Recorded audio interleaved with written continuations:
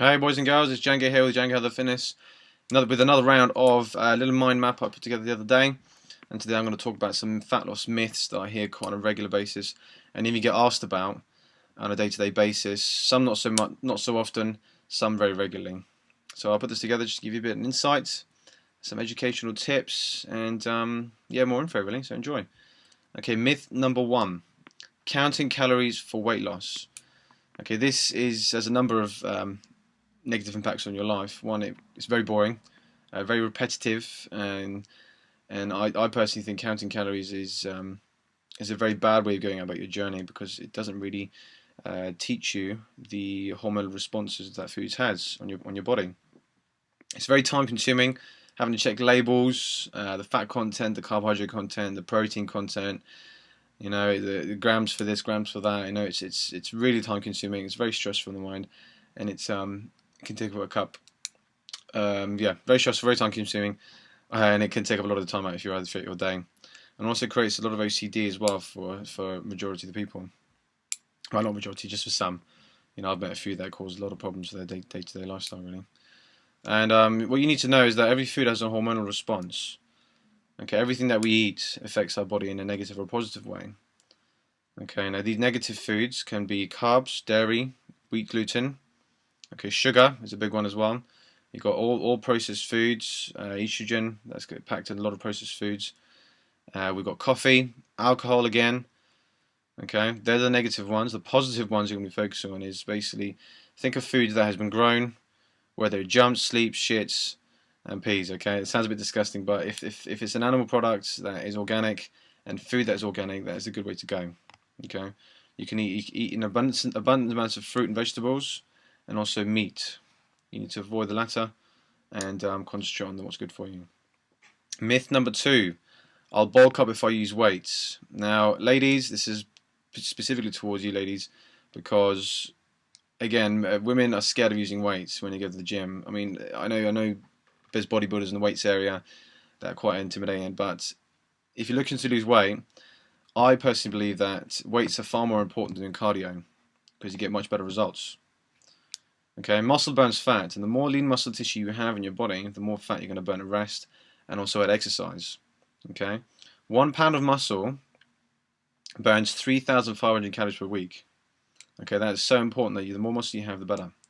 Okay, fat just makes you look fat, unfortunately. Fat just sits there being like fat, basically. And it sounds harsh, but just so you get the idea. Okay, muscle does not weigh more than fat. Muscle and fat, if you hold a muscle of fat in your hand, muscle's more dense, fat takes up more room. Okay, so muscle's benefits are the burn fat, and fat again just looks like fat. Okay, in your body, if you put in fact, I'll probably find out. I'll find a picture and put it on Facebook for you guys. If you put a 1 pound baseball and a larger 1 pound baseball, it's two different shapes, two different scales. But put the smaller one on your body, takes up a space. Put the bigger pound ball on your body, it's going to take up a lot more space. Okay, so I'll put that on in a bit for you guys. Myth three. Okay, you must eat breakfast to lose weight. I mean, this is probably spread by other fitness professionals, magazines, you know, weight loss magazines, men's and women's magazines, saying that you must have breakfast every time you get up after your sleep. Now, my personal opinion is that breakfast is important, but if you, for example, get up and you can't eat breakfast, you can't stomach it, don't worry. Again, don't stress. You're not going to go into starvation mode. Your body's not going to shut down. Your body's not going to eat away muscle. Okay, that's just all old myths. What will happen though, if you do miss breakfast and you go to sleep, okay, what happens when you sleep? You go into a fast, okay, where your body just shuts down and recovers and repairs muscle, and from there it goes into a fast. So if you sleep, depending how long, 6, 7, 8 hours, let's say 8 hours, and you wake up and you can't eat for the first 3 hours of getting up, so that's 8, 9, 10, 11. So 11 hours later, it will impact you depending on the quality of food you eat. So if you get up, you don't eat anything, and you consume something very sugary, very carb-based, very processed, then you're asking for trouble. Okay, that's going to upset your hormones. Yeah, you're going to have hormone imbalances, which can lead to insulin spikes. Whether you're eating a processed food full of estrogen, and again your body's going to store that as fat. So it's not a good way to go. But however, if you don't like to eat straight when you get up, so you 8 hours sleep, 3 hours later you decide to consume some food, the quality of that food is utmost importance. So if you eat fish, you can eat fish for breakfast, some vegetables.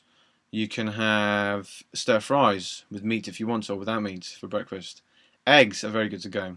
Okay, fruits are also very important, very good way to go as well. If you can have mixed berries. Okay, they're the lower GI content of food, so mixed berries are a good way to have breakfast as well. Mixed berries with nuts. So it all depends on the quality of your breakfast. If it's shit, then you're going downhill. If it's good, then missing breakfast for a couple of hours in the morning isn't going to kill you. Okay, nor will you go into starvation mode. Myth number 4: you must eat every 2 to 3 hours. Okay, one is to keep metabolism high. Again, a big myth that's spread through, I think, through the bodybuilding industry, supplement industry, because they try and persuade people to buy their supplements to basically to fuel their myth, really, and to fuel their bank balance. If this myth wasn't going around, people wouldn't buy snacks, granola bars, weight loss supplements to supplement themselves through the day. Your metabolism will not downgrade just on meal frequency. Well, because of meal frequency. Your metabolism works over day by day scale. So even if you up to 72 hours of not eating, your metabolism will not downgrade. But if you are consuming poor qualities of food, okay, like we discussed earlier on, carbs, sugar, dairy, wheat gluten, okay, processed foods, and if you're upsetting your digestive system, what will happen is your metabolism is going to be shot. So if your lifestyle is bad, if you're making poor food choices, your metabolism will downgrade because of that, because your digestive system can't cope with it. So what I advise, so you must eat every 2 to 3 hours. Okay, condensing your meals down from 5 to 6 to 3 meals isn't going to affect your metabolism. Okay, so if you're consuming regularly every 2 to 3 hours, and if you just find it too hectic, too stressful, and you can't prepare for it, don't panic. 3 meals is just as good as 6 meals. In fact, 3 meals is even better, because you can maintain your calorie intake much more, and you can control what goes in your mouth, and you can probably see roughly how many calories you're eating anyway. Okay. Now, there's one benefit of probably eating every 2 to 3 hours, is so you don't have a big binge out. Okay. I find with clients that start a journey, if they don't eat in the afternoon, so breakfast, they eat breakfast, they miss lunch, and they come to the evening, they're absolutely ravenous and starving. So if you're just started your journey to weight loss, I reckon eating 3 to 4 hours is optimum, but not necessary. Okay, so 3 meals a day is good. Now with the sugar levels will drop if you don't eat every 2 to 3 hours. I think that's nonsense. Okay, your sugar levels will be stable unless you're diabetic. Myth number 4: you must eat low fat to lose fat or lose weight. Again, a load of rubbish, absolute nonsense. What do you think the fat is replaced with once it's removed from foods? Okay, sugar and sweeteners, artificial flavors, man-made foods. Again, everything that's toxic to your body and liver. So it's not going to benefit you in the long run for weight loss. Okay, so low fat equals get fat. Please remember this. Okay, and it also increases more cravings because, again, sugar. Once you get an insulin spike, sugar leads to insulin spikes. Once you come crashing down, your body thinks it's hungry, so you go into the munchies and start raiding the cupboards again for your short, quick fix. Not a good way to go. Okay. Myth number 5: you can pick and choose where the fat goes from. Now, this one I don't hear very often, but I just wanted to go through it and educate you guys on how to speed up your fat loss so you lose fat from the desired areas. Okay.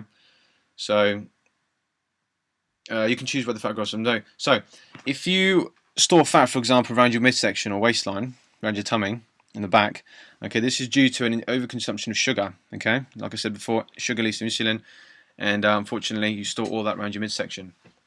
So what you got to do is lower your sugar content. This is again taking processed foods, reducing your low-fat products to all full fat, and eating more natural sugars. Okay, taking out honey, dried fruits. Again, a big no-no for weight loss.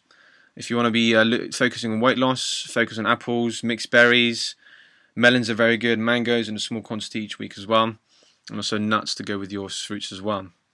Okay, fat covers your body, obviously. Okay, you've got fat all around the body, and unfortunately, we can't tell our body to. Well, we can't pick and choose where the fat goes from.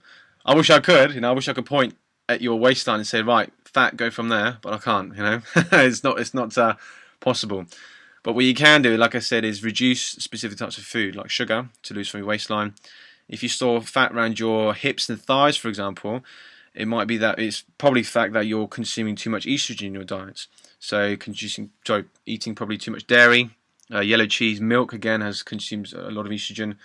You've got soy milk, soy products, soy meat, again full of estrogen. So if you can just cut those off from your diet, that will make a big difference. Okay, what you can do to accelerate your fat loss in these specific areas is again consume lots of nuts. Lots of nuts, healthy fats, olive oil dressing on your fruit. You've got where are we? Reducing said foods like estrogen, dairy, wheat, chocolate, processed foods, and then eating extra portions of broccoli, kale, cauliflower, and cabbage. They have components in that help excrete toxins and help your liver cleanse faster. So once you've cut off the said foods, I've said, and replenish your foods with the extra consumption of broccoli, cabbage, kale, and cauliflower, that will help with those toxins excretion out your body. Okay, a few tips here for you guys. If you have any questions regarding anything, please feel free to email me or in fact message me below and I'll be happy to help. This is Django and I'll speak to you soon.